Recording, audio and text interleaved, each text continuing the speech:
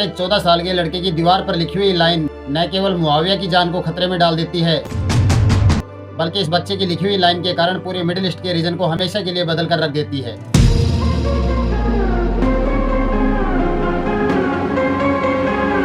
असद के राज में सीरिया के देश में सिर्फ केमिकल हथियार ही नहीं बल्कि टॉर्चर कैंप भी चलते थे।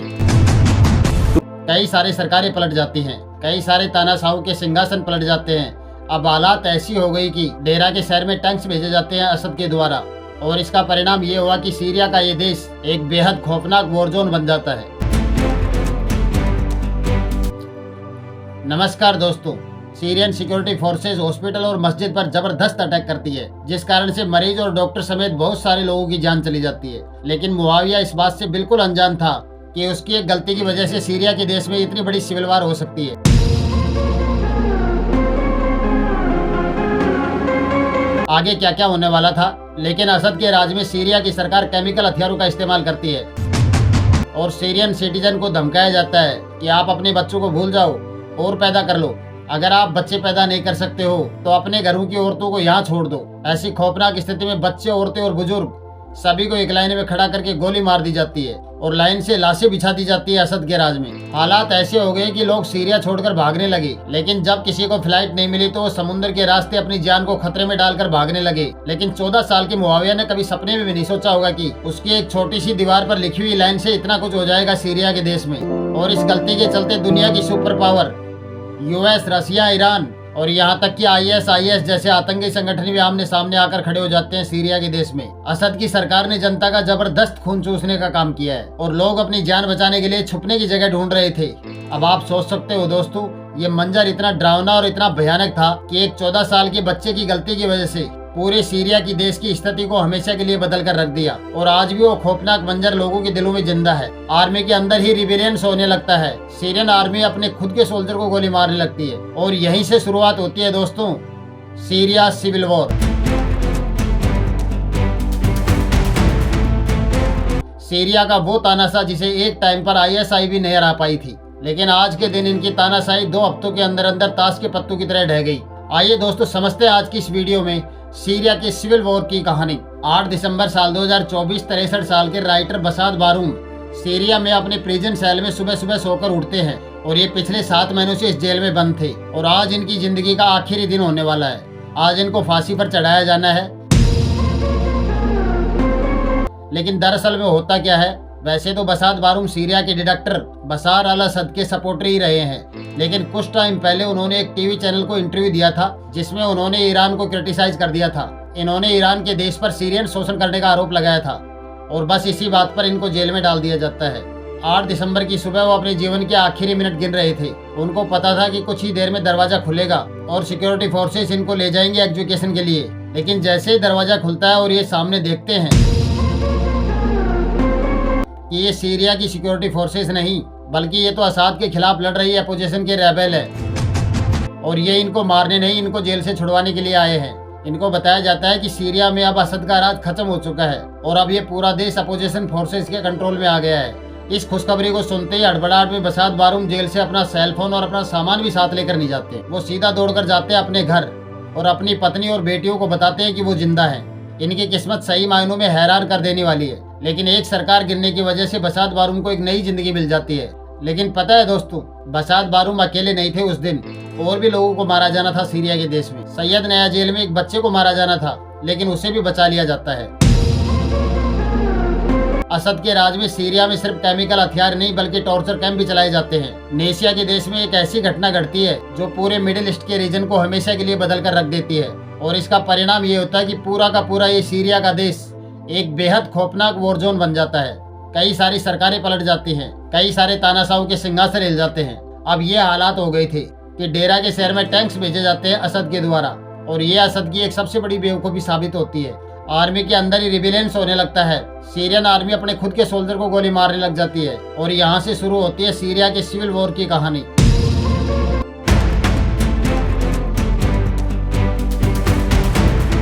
आप स्क्रीन पर देख सकते हो दोस्तों, ये है भारत और ये भारत के वेस्ट की साइड में सीरिया है।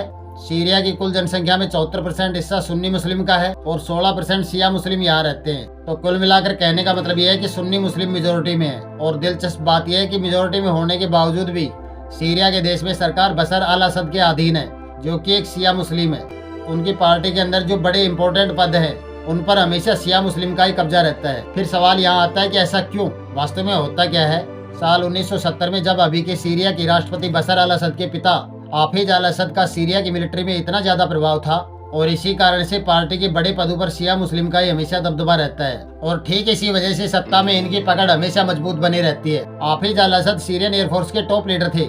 ये क्या करते हैं? 13 नवंबर साल 1970 को तख्ता पलट करके खुद को सीरिया का राष्ट्रपति घोषित कर देते हैं। लेकिन राष्ट्रपति बनने के बाद भी उनको इस बात का अच्छी तरह से पता था कि सीरिया में मेजोरिटी आबादी सुन्नी मुस्लिम की है। लेकिन सीरिया में सुन्नी पॉपुलेशन मेजोरिटी में होने के कारण कभी न कभी सुन्नी लैंड वाली पॉलिटिकल पार्टी पावर में आ सकती है। इसलिए हाफिज अल असद ने राष्ट्रपति बनने के तुरंत बाद अपनी पावर को और मजबूत करने का काम शुरू करते हैं और सीरिया के सुन्नी मेजोरिटी वाले क्षेत्रों पर बहुत ज्यादा ध्यान देते हैं। वहाँ पर इंटेलिजेंस एजेंसी भी लगा देते हैं ताकि छोटी से छोटी जानकारी भी मिल सके। अगर कोई बात होती भी है तो उस पर ध्यान रखा जाए और गलती से भी कोई ऐसा मुद्दा खड़ा ना हो जाए जिसके कारण सुन्नी लैंड वाली पॉलिटिकल पार्टी अपनी पकड़ बना सके। वो हमेशा अपना दबदबा बनाए रखते थे। वो अपनी पावर का यूज करके ऐसे ऐसे नियम बनाते हैं और ये अपोजिशन को पूरी तरह से खत्म कर देते हैं। संविधान को अपने हिसाब से चेंज कर लेते हैं। सीक्रेट एजेंसियां और मिलिट्री का व्यापक रूप से यूज करके मीडिया और जितने भी डिपार्टमेंट थे उन सबको अपने कंट्रोल में कर लेते हैं और पावर को पूरी तरह से अपने हाथों में रखते हैं। सिर्फ इतना ही नहीं, साथ ही शिया मुस्लिम को फेवर करने के आरोप भी उन पर समय समय पर लगते रहे हैं। आइए दोस्तों थोड़ा पीछे चलते हैं और समझते हैं सीरिया का इतिहास। साल 1918 से पहले सीरिया का ये देश ऑटोमन एम्पायर का हिस्सा था। अब आप अपनी स्क्रीन पर देख सकते हो आज के दिन सीरिया के बॉर्डर कहाँ पर है। ईस्ट में इराक है, साउथ में जॉर्डन है, वेस्ट में इजराइल है और नॉर्थ में आता है लेबनान का देश। टर्की वर्ल्ड वार 1 में ऑटोमन एम्पायर को हराने के बाद जो यूरोपियन देश इस वॉर को जीते थे वो इस पूरे रीजन पर कब्जा कर लेते हैं और इन इलाकों को आपस में बांट लेते हैं और अब सीरिया का ये रीजन फ्रांस के हिस्से में आता है और अब साल 1918 से लेकर साल 1946 तक यहाँ पर फ्रांस राज करता है। यहाँ के लोग इसके खिलाफ रिवोल्ट करते हैं, कई बार लड़ाइयाँ लड़ी जाती हैं, जिसके बाद जाकर साल 1946 में सीरिया को आज़ादी मिलती है फ्रांस से। लेकिन आज़ाद होते ही और नई परेशानियां शुरू हो जाती है। सीरिया में अलग अलग धर्मों और सेक्ट को मानने वाले लोग रहते हैं। चलो आओ सीरिया की रिलीजियस डेमोग्राफिक्स पर एक नज़र डालते हैं। साल 2014 के डेटा के अनुसार यहाँ पर 74% लोग सुन्नी इस्लाम को मानने वाले रहते हैं और करीब 16% शिया इस्लाम को मानते हैं और करीब 10% के अराउंड यहाँ क्रिश्चियन रहते हैं। इन 16% शिया मुस्लिम में से ज्यादातर लोग करीब 12% अलेवाइट्स के लोग रहते हैं। अब ये एक और रिलीजन सेक्ट है। कुछ लोग मानते हैं कि ये शिया इस्लाम से बिल्कुल अलग है, लेकिन दूसरी तरफ कुछ लोग मानते हैं कि शिया इस्लाम का ही एक सबसेक्ट है। ये तो हुआ रिलीजियस कंपोजिशन, लेकिन इसके अलावा एथनिसिटी के बेसिस पर भी दो मेन ग्रुप्स हैं। सीरिया में अरब के लोग करीब 70 से 80% रहते हैं और करीब 10% के आसपास कुर्द हैं। लेकिन जब सीरिया आज़ाद होता है तो पावर सुन्नी अरब के बड़े जमींदारों के हाथों में आ जाती है और ये लोग बाकी लोगों को पावर में हिस्सा नहीं देते हैं। और सेम टाइम पर एक अरब नेशनलिस्ट बात पॉलिटिकल पार्टी बड़ी फेमस होने लगती है। ये एक सेक्युलर और सोशलिस्ट पार्टी थी, तो इसकी तरफ स्टूडेंट और माइनॉरिटी और आर्मी के यंग ऑफिसर आकर्षित होने लगते हैं। आज़ादी के बाद 10-15 सालों में बहुत सारी घटनाएं घटती हैं, जैसे कि साल 1948 में अरब और इजराइल वॉर, जिसमें सीरिया भी पार्टिसिपेट करता है, और साल 1958 में एक यूनियन बनाई जाती है इजिप्ट और सीरिया के देशों की। इन दोनों को जोड़कर एक नया देश बना लेते हैं, यूनाइटेड अरब रिपब्लिक। लेकिन आगे चलकर सीरिया में कई सारे मिलिट्री क्रूज भी हमें देखने को मिलते हैं, जैसे साल 1961 में, फिर साल 1962 में और फिर साल 1963 में। लेकिन मार्च 1963 में मिलिट्री क्रूज के बाद क्या होता है कि आर्मी में बाथ पार्टी के सपोर्टर के हाथ में सत्ता आ जाती है। लेकिन इस राजनीति पार्टी के अंदर भी एक आंतरिक सत्ता का संघर्ष होता है, जिसके बाद नवंबर साल 1970 में जनरल हाफिज अल असद पावर को हाईजैक कर लेते हैं। An ambitious minister of defense seized control. His name was Hafiz al-Assad.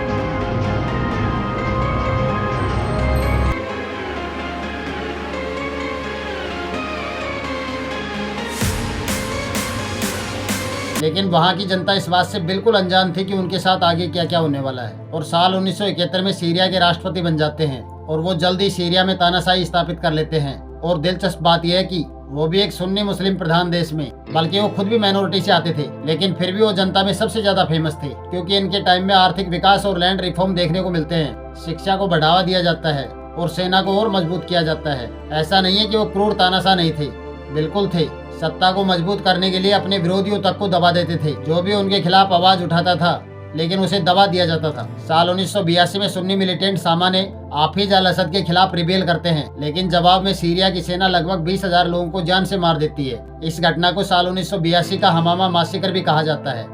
लेकिन अब धीरे धीरे साल बीतते चले गए पर अलावाइट्स का कंट्रोल सीरिया पर बढ़ने लगता है और साल 1990 आते आते हाफिज बीमार रहने लग जाते। अब उनके बाद उनके बड़े बेटे बासिल सीरिया के राष्ट्रपति बनने की रेस में सबसे आगे थे, क्योंकि वो एक बहुत ही फेमस और करिश्माई मिलिट्री फिगर थे। लेकिन साल 1994 में एक कार एक्सीडेंट में बासिल की मौत हो जाती है।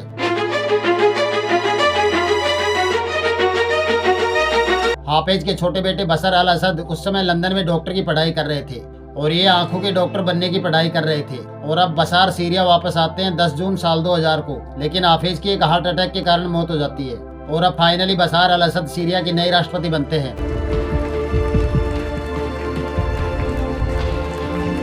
बशार को राष्ट्रपति बनाने के लिए सीरिया के संविधान को बदला जाता है, क्योंकि इनके संविधान के अनुसार राष्ट्रपति की मिनिमम एज 40 साल होनी चाहिए, लेकिन इसे घटाकर 34 साल कर दिया जाता है, क्योंकि बशार खुद उस टाइम 34 साल के थे। बशार की सत्ता में आते ही चीजें बदलने लगती हैं। उनके पिता सीरिया को एक स्टेट कंट्रोल्ड इकोनॉमी की तरह चलाते थे, जिसमें हर कॉलेज ग्रेजुएट को सरकारी नौकरी और आम जनता को फ्री सर्विसेज और खाना सस्ता गारंटेड था। लेकिन बशार ने सीरिया को एक मार्केट ओरिएंटेड इकोनॉमी बनाने की शुरुआत करते हैं और अब धीरे धीरे इन सर्विसेज को खत्म कर दिया जाता है, जिसके कारण बेरोजगारी दर बढ़ने लगती है। लोग तानाशाही में तो रह रहे थे, लेकिन वो काफी हद तक खुश थे, क्योंकि उनको विकास और शिक्षा मिल रही थी। लेकिन साल 2000 के बाद धीरे धीरे सारी चीजें खत्म होने लगती हैं और फिर साल 2006 में एक भयंकर अकाल पड़ता है सीरिया में। इतना भारी अकाल पड़ता है कि 4 साल तक कंटिन्यू चलता है। इन 4 सालों में सीरिया की 60% जमीन रेगिस्तान में बदल जाती है और 80% से ज्यादा मवेशियां मर जाती हैं। एक्सपर्ट इस सूखे के कारण को क्लाइमेट चेंज को जिम्मेदार बताते हैं। इसके बाद बहुत बड़े पैमाने पर एक मरुस्थलीकरण देखने को मिलता है। उनके बाद उनके बेटे जो अभी के राष्ट्रपति हैं सीरिया के, बशार अल असद, जब सीरिया के राष्ट्रपति बनते हैं तो उनके आने से वो किसी भी चीज में कुछ खास ज्यादा बदलाव नहीं करते हैं। वो अपने पिता की बनाई हुई पॉलिसीज को कंटिन्यू करते हैं। लेकिन अब तक जो तानाशाही चल रही थी उसको लेकर सीरिया के अंदर जो सुन्नी पॉपुलेशन थी उसके मन में थोड़ी खटास जरूर थी। लेकिन इन सब कारणों के बावजूद भी बशार अल असद को सीरिया में रूल करने में कोई खास ज्यादा परेशानी नहीं होती है। लेकिन अब एक ऐसी घटना घटती है।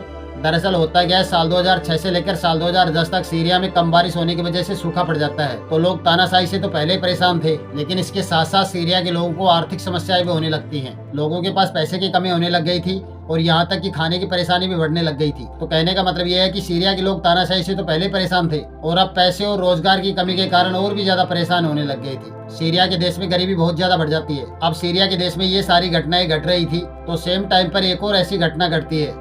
सीरिया की सीमा से लगे हुए आसपास के जो देश थे जहाँ पर सीरिया की तरह डिक्टेटरशिप थी, जैसे ट्यूनीशिया, इजिप्ट, लीबिया, यमन और जॉर्डन, वहाँ पर अरब स्प्रिंग चल रही थी।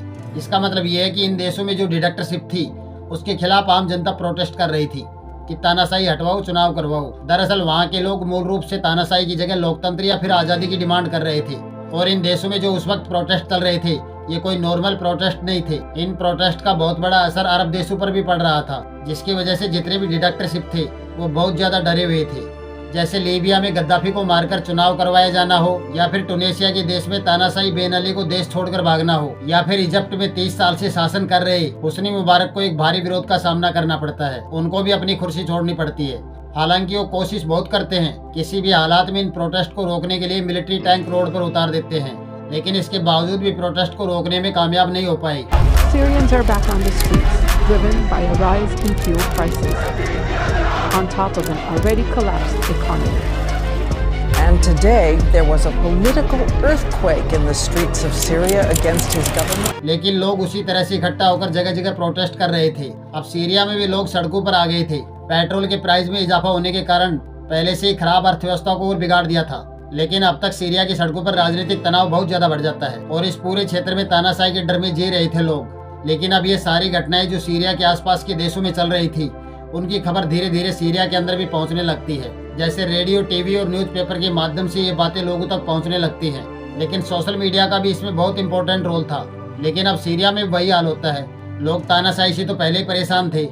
इसके अलावा गरीबी और भुखमरी बहुत तेजी से बढ़ रही थी और बशर अल असद को इस बात का डर अंदर ही अंदर खाया जा रहा था कि बाहर के देशों में जो चल रहा है वो सीरिया के अंदर कहीं शुरू ना हो जाए। इस प्रॉब्लम से निपटने के लिए बशर अल असद ने पहले से ही अपनी सारी एजेंसियों को अलर्ट पर कर रखा था कि छोटी से छोटी चीज को भी बिल्कुल भी नजरअंदाज नहीं करना है। और अब ये जो प्रोटेस्ट आसपास के देशों में चल रहे थे, लेकिन अब ये सीरिया में चालू नहीं होने चाहिए किसी भी हालात में। लेकिन बशर अल असद को बिल्कुल पता नहीं है कि जैसा सोच रहे हैं उसका बिल्कुल उल्टा होगा। लेकिन दरअसल में अब होता क्या है, फरवरी 2011 का समय था। सीरिया के साउथ में दारा नाम की एक सिटी है जो कि हैरान स्टेट की कैपिटल भी है। यहाँ पर एक स्कूल है जो एक मस्जिद से थोड़ी दूर पर है। इस स्कूल में 7th क्लास में एक बच्चा पढ़ता था जिसकी उम्र महज 14 साल है और जिसका नाम है मुआया सियास। इस नाम को हो सके तो याद रखना, क्योंकि आप जानकर हैरान हो जाएंगे कि महज 14 साल के बच्चे की एक गलती की वजह से पिछले 10-12 सालों से सीरिया में सबसे खौफनाक सिविल वॉर चल रही है और दुनिया भर की सुपर पावर जैसे अमेरिका, रसिया, ईरान और यहाँ तक कि ISI जैसे आतंकी संगठन भी एक दूसरे के सामने आकर खड़े हो गए। तो ऐसा क्या कर दिया था इस बच्चे ने?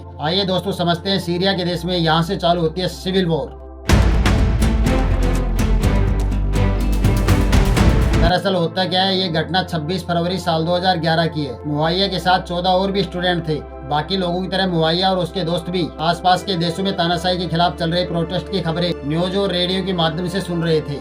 लेकिन दरअसल होता क्या है, सेम डे मुआया ने अपनी स्कूल की दीवार पर अरबी में लिख देता है इट्स योर टर्न डॉक्टर, और ये उस दीवार की ओरिजिनल पिक्चर है। और यहीं से चालू होती है सीरिया के देश में सिविल वॉर। उस बच्चे के अनुसार दीवार पर लिखे डॉक्टर शब्द का मतलब बशर अल असद